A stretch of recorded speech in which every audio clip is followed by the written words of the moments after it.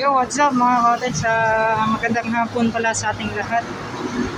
Yan, so, magandang araw. Yan, mega shoutout pala sa lahat po ng mga solid supporters natin, solid viewers. Yan, so, andito pala tayo mga cottage. So, sa may unahan nito ay Aswela po. Yan, so, dito po, papunta na po ito sa may itong road na to ay yan mga ka-audits. I-update naman natin itong ginagawang SIDC. So may mga nabalitaan tayo, may mga nakikita tayo sa social media kung ano na po yung nangyari sa ginagawang SIDC. So yun, at ito mga ka-audits, i-confirm lang natin. Yan. So nakita naman yun ito sa mga vlog ata ni yung unang nakita kong nag-vlog dito ay si RPB Motovlog. And then kanina nakita ko din sa vlog ni Roel P. So yun, sa akin din kukuha din ako ng update mga ka-audits. So dito tayo banda. Ayan. So itong establishment na ito mga ka-audits, hindi nata nag-ooperate ay hindi nata nagtitinda dito banda. Ayan. Ito. Bakit kayo mga cottage no nakasarado lahat dito banda? Yan o. So itong area naman dito mga cottage, parang waiting area or parking area dito banda. Yan. So isa sa mga tatamaan mga cottage dito sa paggawa po ng mga poste. Yan. Boss, pwede mo tana boss? Kaning mga establishment diri boss man nagkasirado lagi ni. Ay, naigo gid ni siya, no? Nanay mga tatak diri so na diri marking. Ay, unsa asa siya boss kani? Kanang 14S? So mo na diri makabutang ang poste or unsa ba? Kanang dira gani sa likod boss, unsa may bago na siya nagkuan dira or dugay na? O kanang likod. Bago na siya pero bago ra sila nagkuan dira o so diri na yung mga drills may posible may tabo diri kani diri amor tang murag nailingin no katong so okay na, so diri na po magdrilling sa bunin sa ladra. So matingala kung ano nakasirado man nga naga-operate pa man siya la, di ba? Naka-kuan pa. So kanang tubig, maigo gyapon na siya. Nakatatak gyapon nga markings. Bitaw po no. So kani nagitag iya gid sa isa ka kan ni, na isa ka buktag iyang nagkuan ani. Isa ka lutiya. So kano no, katuno. So mo natingala kung ano nakasirado naman ni kay naigo day sa gibuhat nga tulay no. So possibly kaning yutaan na bayaran na gid siya. Kabitaw no. Ay kang Florin to magyapon din nga sakop. So dako day sa luti ni to junior ba na siya no, si Tony Boy Florindo. Yan, junior ata yan siya mga cottage. Santo dito kay sa iyahan ni lagi no. So dako giday og mga naigo diri adapit no sa pagbuhatan ni mga poste lang kaning tulay. So yun mga cottage, salamat kay sa info sir. So yan, nag-update man gud ko sa YouTube sa mga about sa mga gipangbuhat diri sa project sa Davao. Mao na akong gina-update. Sir, salamat. So yun, diyan mga cottage, tapos na daw nag-drilling. Yan no, may mga nakita na tayong mga markings. Doon banda, meron na rin daw mga cottage yan, no? May mga hindi natin yan alam kung ano po yung mga ganyan, pero at least may mga nakita na tayong posible mga cottage na magtuloy-tuloy itong ginagawang SIDC bridge. Pero sir, sa imong mga nabalitaan sir, unsa may mga para lang sa imo matuloy ba ning tulay or dili? Kay namin siguro kay natamanda ko nag-drilling sa likod. Bitaw no, kay gisugdan man gyud. Dugay mo kuna siya kay dugay sulod ang tagiya ba. Kumbaga karon na na. Pwede ba na mosulod dira sir dili? Tanaw lang to na may langgit diha kanang blue na. Pero bawal siguro mosulod no? Mananghid lang no? Hindi tao no. Kay lisod ba ko si matrespassing tawag mo mangutana na lang gyud. Akan. Yan. Dito, kung nag-work dito, marami dito. Bitaw no. Pero bawal ang musulod dito sa cancer sa ilang katong sa Pikas, katong na ICQ, bawal na musulod ang mga tao dira no. Bawal mo Kumbaga private gid siya nga sudlanan no. kining Pikas, kining blue nga scene diri. Oo. Amo na kita-drill diha. Oo. So dili day kana tanan nga nakuha sir no. Kanang ginadrilling kana lang ang area sa maigo sa poste. Yan. So unsang igo sir dito dapit or dili kaning Diri na side bana ana ano? Dili day sila ni ana kay di ba ang nag-release mo sa Pikas magud katong sa Pikas tumoy gani. Kumbaga na ana day na siya dili siya pa straight nga pension dito sa kwan. Sa Purdos na. sa Purok-dos na. Tapos na siya pana, straight na sa playa.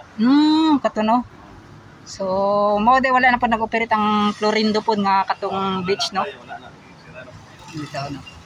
So sir, salamat sa info sir. Yan, salamat. Sige pangalan na to sir, at least makakuan ba? Alam din sa. Alan Mendoza.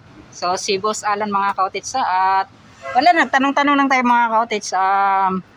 May mga konting impormasyon naman tulad dito mga kaotits na nilalagyan na po ng markings. Sir, salamat Boss Alan. Yan, salamat. So yun mga kaotits, ito yung isa sa mga nakita talaga natin. Tatamaan po ito. Kasi yan mga kaotits, parang dito ata yan sa taas. Itatayo po yung tulay yan. Posible yan mga kaotits. So ipapasilip ko sa inyo mga kaotits yung itsura po ng gagawing tulay. Kaya po ito ay matatamaan. Yan. So yan mga kaotits. So, yan.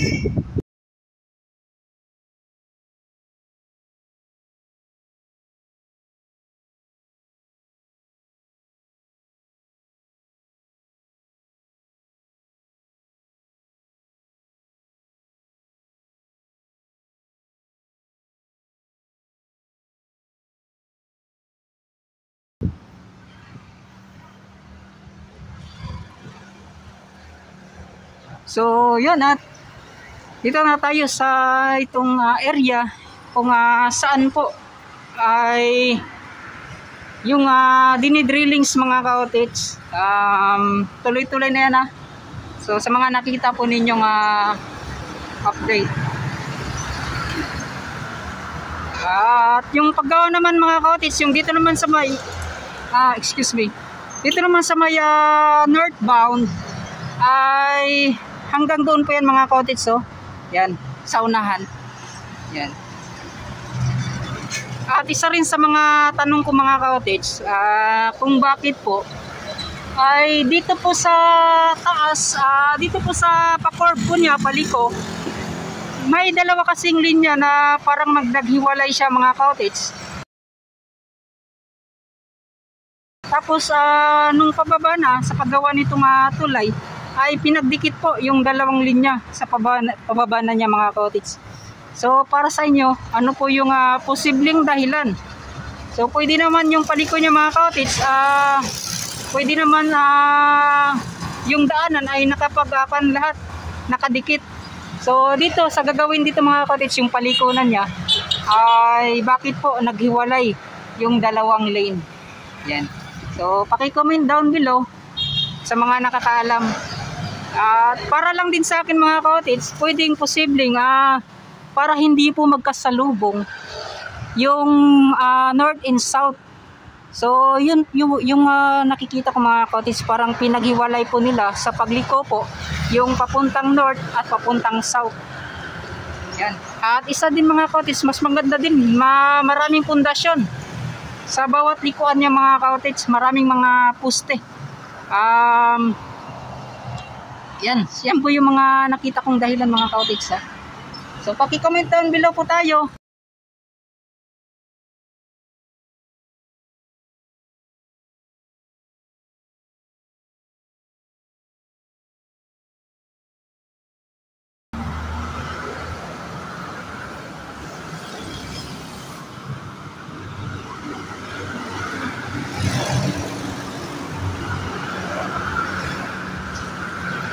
At yun, dito na tayo sa itong ongoing drillings pa rin mga kaotits na nakikita natin sa pag-update ni Sir Roel P at ni RPB Motovlog. Yan. So dati may mga nagdi-drillings dito. Ayun ay tapos na po. So ito po mga cottage, so itong mga nakikita natin. Itong area na to. Ayan. So ito po yung tatamaan pa. Yan, doon banda sa loob. Yan. Hindi ko alam kung pwede ba tayo makapasok dito kasi yun nga po, may mga tao doon sa loob. Yan, so try natin magtanong mga cottage ha. Baka pwede tayo makapag-update dito sa loob. Mahirap din kasi mga cottage, baka matrespassing tayo, di ba? Yan, yun yung pinakamahirap na papasok tayo ng walang pahintulot. So sa tingin ko mga cottage, kaya po sinirado na rin nila para din dito ilagay yung mga kagamitan. Yan.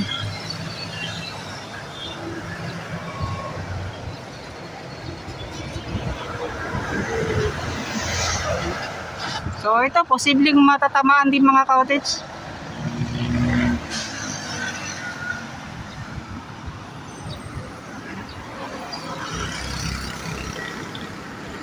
So yung sa may southbound naman mga cottage, doon banda po. Yan, sa unahan na yun.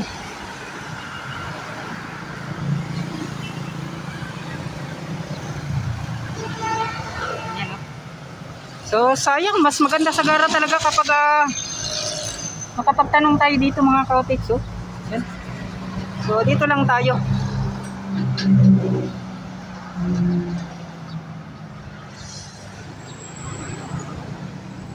So ganito kalawak meron dito. Yan.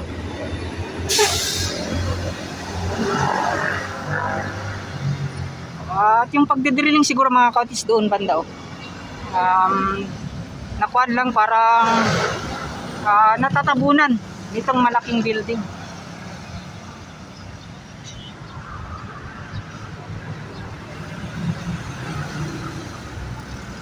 So sayang po at walang nagbabantay dito sa ito. Di ko lang talaga ko mga cottage, di ko ipipilit na makapasok dito banda. Ang akin lang po ay kumuha tayo ng update.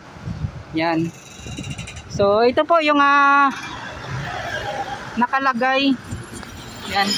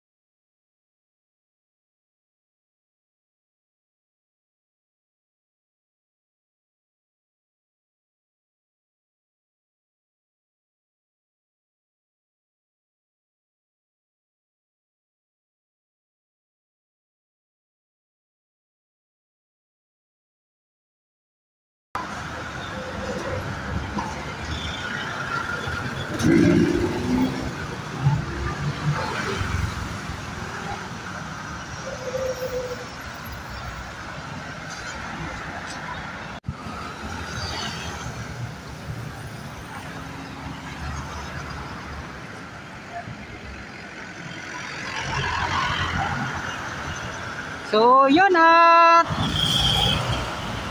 ito yung update natin ngayong araw. So at least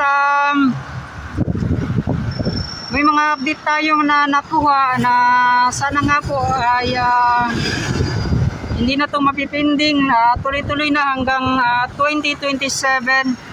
So malaking tulong to mga cottage sa transportasyon. So galing po doon po sa Samal Island at hanggang dito sa Maya Davao City.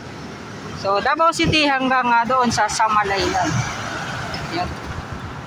So dito po ako sa gitna mga cottage. Yan o.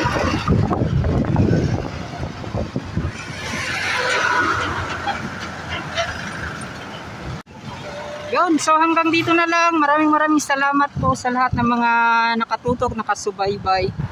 Yan, so ipapakita ko lang yung design nyo po dito banda. Kung saan po yung kung ano po yung itsura or forma po ng gagawing tulay dito po Yan, sa may southbound. Yan mga cottage. Yan, nahulog sa to. Ay, dilitin mo ha.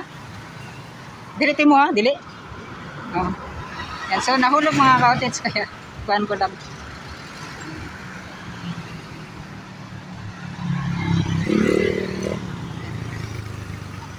Okay, guys, salamat. Yan. So yun mga cottage, maraming salamat. At hanggang dito na lang. So, papaalam na po ako. Maghanap naman po tayo ng mga iba pang update. Dito po sa Davao City. So, siguro sa may Coastal Road naman po tayo. Yan. So, yan o.